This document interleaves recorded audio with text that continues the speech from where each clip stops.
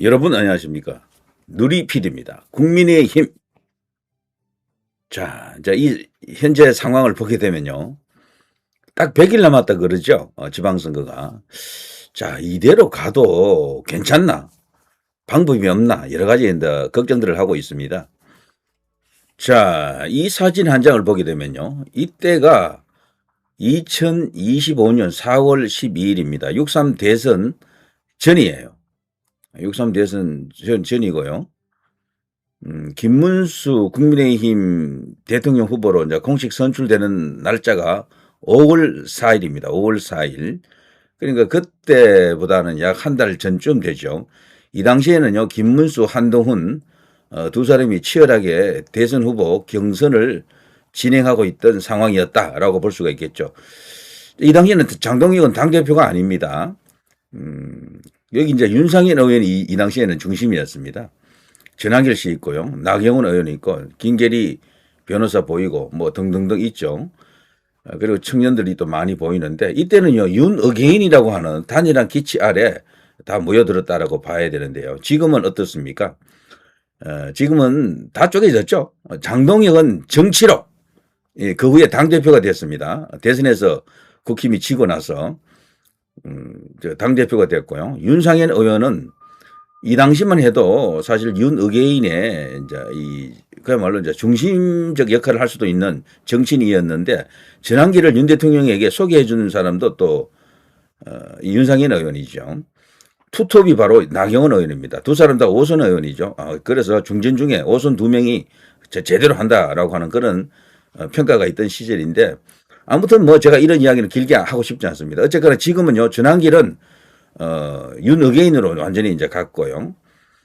윤상현 의원은 윤의계인으로는 안 된다. 사죄하자. 국민들께 사죄드리자. 당도 사죄하고, 윤석열 대통령 본인도 직접 사죄하라고 충격적인 발언을 해가지고, 이제는 완전히 절윤을 넘어서, 뭐랄까요. 뭐 원수지간이 됐다라고 해도 과언이 아닙니다. 자, 장동혁 대표는 최근 스탠스가 여러분이 다 아시는 바와 같이 1심 무기징역이 떨어졌지만, 윤 대통령과 단절하지 않는다. 그런 입장을 밝혔습니다. 자, 그거 갖고도 지금 당이 지금 난리가 났습니다. 이제 비판자들 이야기 들어보면은 그거는 장동혁을 위한 발언일 뿐 당에는 아무런 도움이 안 된다. 이렇게 주장하는 목소리도 있고, 지금 장동혁이 그거 말고 할 수 있는 게 뭐가 있겠느냐. 올바른 선택을 했다. 또 이러는 그런 목소리도 있습니다. 자, 그런가 하면은 여기 이제 나경원 의원은요, 서울시장에 대한 꿈을 갖고 있는데 여러 가지 암중모색을 하는 것 같아요. 지지율이라든가 전체적인 상황을 지금 염두에 두고 있는 것 같은데, 지금 잘 풀리는 것은 아닌 것 같아요. 그렇지만 대안카드로서, 오세훈의 대안카드로서 뭔가 이렇게 꿈틀거리고 있는 것은 사실이다. 그렇지만 이 나경원 의원도 요즘 스탠스가 조금 애매합니다. 그래서 이들 4명의 스탠스가 다 달라요. 장동혁의 스탠스, 여기 윤상현의 스탠스, 전한길의 스탠스, 그리고 여기 나경원의 스탠스, 그리고 심지어는 여기 김계리까지도 포함해서도요, 요 5명이 다 다릅니다.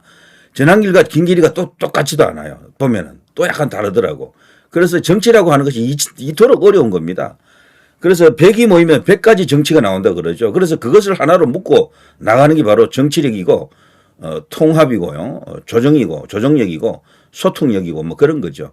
그래서 대정치가들이 이제 그런 여러 가지 이합집산을 뭉치게 하는 힘이 있다라고 하죠. 저는 장동혁에게 그런 기대를 한번 걸어봅니다. 제가 지금 당대표로서 지금 뭐 달리 내세울 수 있는 사람도 뭐 마땅히 없는 상태 아닙니까? 대안부재 이런 이야기를 많이 하는데, 자, 이렇게 하면 또 비판하는 사람들이 있긴 하죠. 그렇지만 항상 현실은 참 고달픕니다. 쉽지 않고 녹록지가 않죠.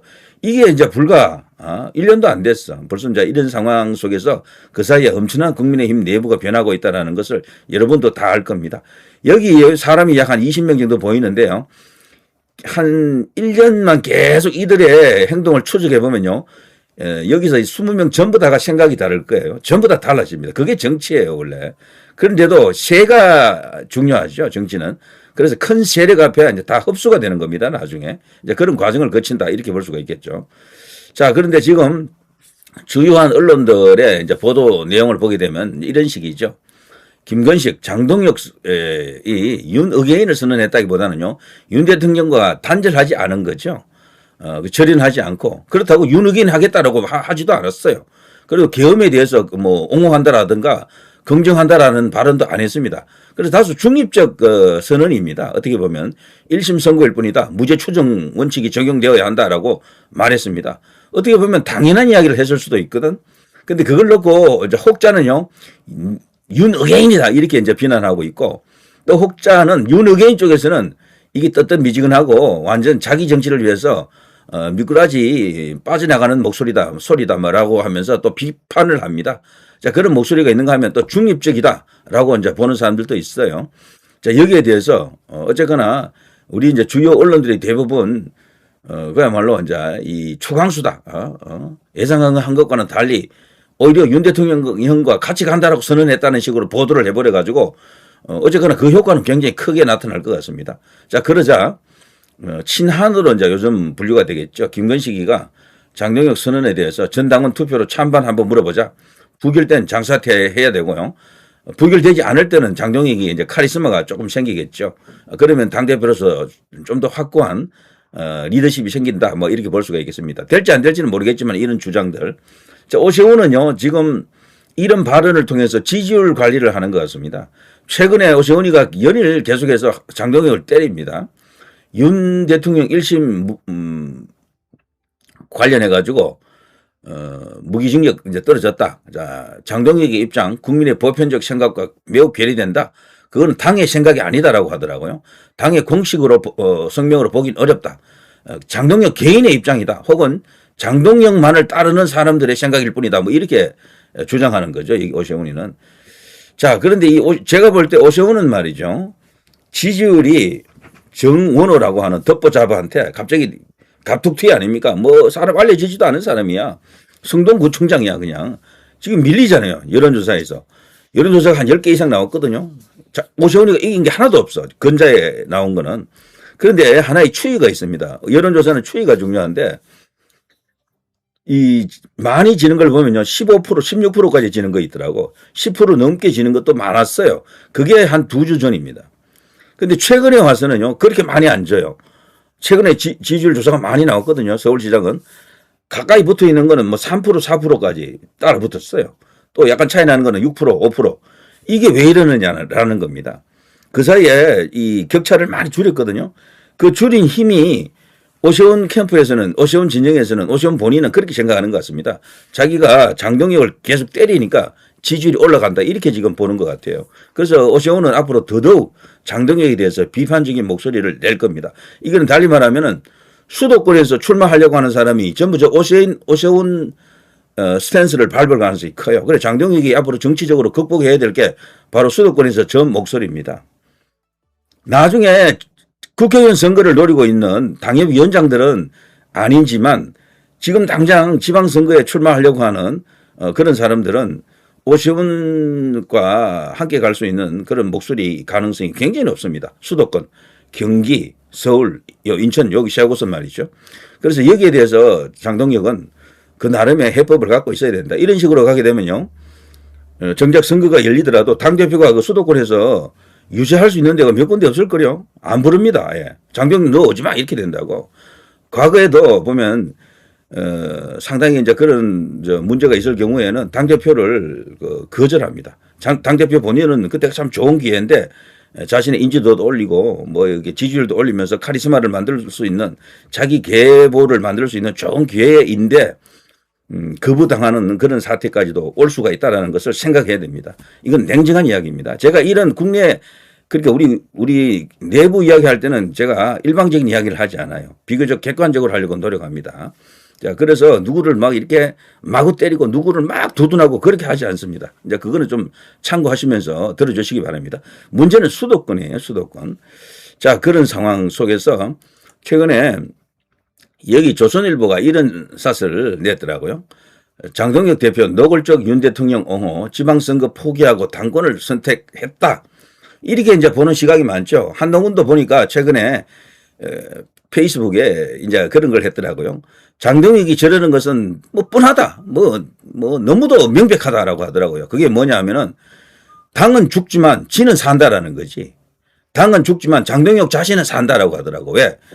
윤의게인과 손을 잡고 있으면은 지지율이 대선 주자 지지율입니다. 결국 한 20% 가까이에서 머물 수 있다. 그건 계속 유지할 수가 있다. 그러면 보수에서 1위는 구축하니까 자기가 나름대로 당대표 자리를 유지할 수가 있다. 그리고 나서 진짜 중요한 것은 차기 총선이거든요.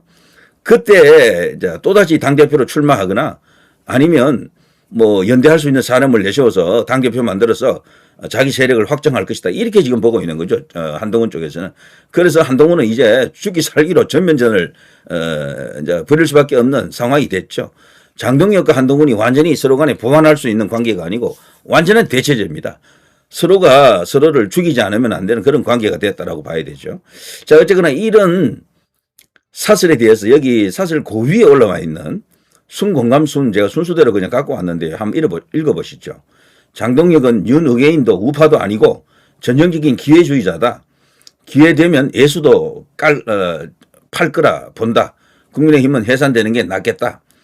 자, 60대 79. 자, 윤 전 대통령과의 절연을 앞세워 당을 갈라치기 하는 세력이다. 라는 장동혁 대표 말에 적극 동감한다. 바로 그 세력들이 한동훈계 떨거지들이다. 82대 45. 초선 대표의 한계다. 전유관, 여기 이제 전환기를 쓰죠. 전유관이와 고성국에 휘둘린 결과다. 걔들을 내치기는 걸렸다. 43대 75. 자, 조선일보의 생각은 이런 거다. 논설위원회 식견과 상식이 아주 뛰어나다. 까는 거죠. 비아냥거리는 겁니다. 지방선거 한번 이기는 것보다는 원칙을 지키는 것이 더 중요하지 않나? 지난 일은 무조건 쉽게 포기하여야 하는 건가? 논설위원 본인 또는 가족의 일이라도 이렇게 생각할까? 이런 사설보다는 더불어 무죄당에 대한 투쟁에 관심 없는 국민의 기생당 의원들을 정신 차리게 신랄한 사설을 써야 하지 않을까 하긴 워낙 상식이 뛰어난 분이라 이러면서 뭐랄까 비아냥 냉소하는 그런 글이 있습니다. 자, 참고로요, 제가 이제 한번 정리해드리고 싶은 이야기가 있는데 이 이야기인데요. 흔히 정치하고 보통 운동이라고 할까요? 운동, 액티비즘, 혹은 무브먼트, 소셜 무브먼트 혹은 액티비즘을 운동이라고 할 수 있는데 작금의 국민의힘 혹은 우파 보수, 자유우파 뭐 이런 진영에서 일어나고 있는 일을 보게 되면 우파 유튜버는요, 자유우파 뭐 보통 이런 말을 많이 합니다. 그래, 그거를 정치로 아는 사람이 많더라고, 정치로. 근데 여기 보면요, 정치하고 운동은 달라요.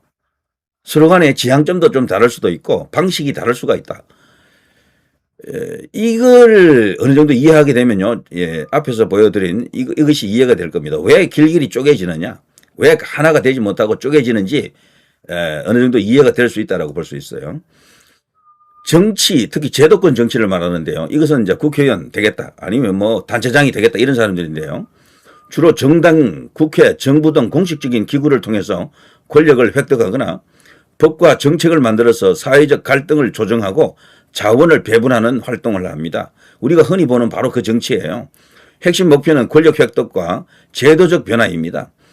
그렇지만 이 정치에 비해서 운동, 시민사회 운동도 포함해서요, 정부나 기업 등의 권력 구조 외부에서, 바깥입니다. 외부에서 특정 사회 이슈에 대한 인식을 높이고 사회적 변화를 이끌어내려는 집단적 노력을 말합니다.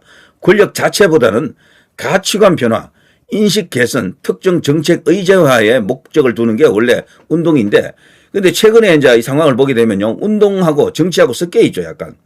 운동하시는 분들이 권력까지도 어떻게 컨트롤하고 싶어 하는 그런 욕구가 아주 강합니다. 그래서 우파 유튜버 하는 사람이나 우파 유튜버를 시청하시는 분들은요, 다른 말로 하면 정치 고관여층이다.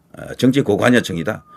과몰입층이다 이렇게 보기도 하고요. 아주 나쁜 표현을 사용할 때는 정치병자들이다 또 이렇게 보기도 합니다. 자, 그거는 여러 가지 시각이 있다는 것을 제가 있는 그대로 말씀을 드리는 겁니다. 자, 방법과 수단이 이제 중요한데요. 선거, 로비, 협상, 법률 제정 등 제도권 내의 공식적이고 절차적인 방법을 이제 사용하는 게 정치입니다. 의회 정치 할 때 이제 바로 그 정치고요. 운동은 그런 게 아니에요. 집회, 시위, 캠페인, 불복종 운동 등 비제도적이거나 직접적인 행동을 통해 사회적 어떤 압력을 가하는 수단입니다. 그리고 조직과 구조도 좀 다른데요. 정치 쪽에서는 정당 등 고도로 조직화되고 위계적인 구조를 갖습니다. 그리고 여기는 뭐 그야말로 이제 이 그 사람들의 생활하고 직접적으로 연결이 된 그런 뭐 것으로 볼 수도 있어요. 대신에 운동은 느슨한 연대가 원래 맞습니다. 느슨한 연대. 네트워크라 그러죠. NGO 뭐 시민단체 등 유연한 조직 구조를 가지고 있고요. 가치나 목표를 공유하는 자발적 참여가 중시되죠. 그리고 정치는 선거 주기 뭐 4년이 되든 뭐 5년이 되든 여기에 맞춘 현실적이고 단계적인 정책 성과 그리고 여론 어떤 그런 어떤 흡수, 여론을 의식하는 여러 가지 어떤 그런 정치적 행위가 있습니다. 굉장히 중요한 시역입니다. 여론을. 그리고 여론조사 결과에 대해서 일희일비할 수밖에 없는 게 정치죠. 그러나 운동은 좀 다릅니다. 장기적인 사회 구조 변화나 인식 전환을 목표로 한다. 그리고 단기적 성과가 없더라도 활동을 계속하는 그런 경향이 있습니다. 박근혜 대통령 탄핵 때부터 형성된 거대한 장애 이제 집회 세력들 그걸 이제 운동 세력으로 볼 수가 있겠죠. 그때가 언제입니까? 지금까지도 계속해서 이어지고 있지 않습니까? 자, 여기 다 나와 있잖아요. 쭉 제가 설명을 이런 식으로 다 해드릴 수가 있습니다. 그래서 정치는요, 국회를 누가 더 많이 이제 이렇게 장악하느냐, 국회의원 누가 많이 만들어내느냐, 정부가 어떤 정당에서 정부를 구성하느냐, 그리고 정당의 지지율이 어떠냐, 이런 데 대해서 크게 신경을 쓰고요. 항상 선거, 투표, 입법, 뭐 협상 이런 것이 뭐 여긴 다반사로 일상화되는 그런 것이죠. 그렇지만 운동, 사회운동 쪽은 많이 다르다라는 것을 제가 말씀을 드릴 수가 있습니다. 자, 이 한 장의 사진을 보고요. 그 밖에 또 수없이 많은 광장의 그 집회를 보고 그리고 우파 유튜브들 각각의 그 주장을 보더라도 이런 상황, 이런 현상들이 이제 어느 정도 이해가 될 겁니다. 선거 앞두고 있기 때문에요. 그야말로 이것을 하나로 정리할 수 있는 대정치가가 있다 그러면 그 사람이 진짜 당대표도 해야 되고, 대선 주자도 되어야 하지만 실질적으로 그런 사람은 현상적으로 존재 안 합니다. 없습니다. 결국 이 거대한 힘과 힘, 여러 가지 목소리들이 충돌을 계속하면서 뭐 이합집산 뭐 할 수도 있지만 큰 세력에게 흡수될 수도 있거든요. 아니면 작은 세력이 큰 세력에게 양보하는 수도 있습니다. 그러면서 또 큰 세력이 관용을 또 보여가지고 작은 세력을 또 규합하는 그런 방식도 있고요. 좌우지간 100일밖에 남지 않은 지방선거 앞두고 치려고 작정하지 않았다라면 어떤 해법을 찾긴 해야 될 겁니다. 자, 제가 이번에 최근 국민의힘 중심으로 일어나고 있는 일에 대해서 그냥 있는 그대로 한번 여러분과 함께 고민을 해봤습니다. 누리 PD 김준희였습니다.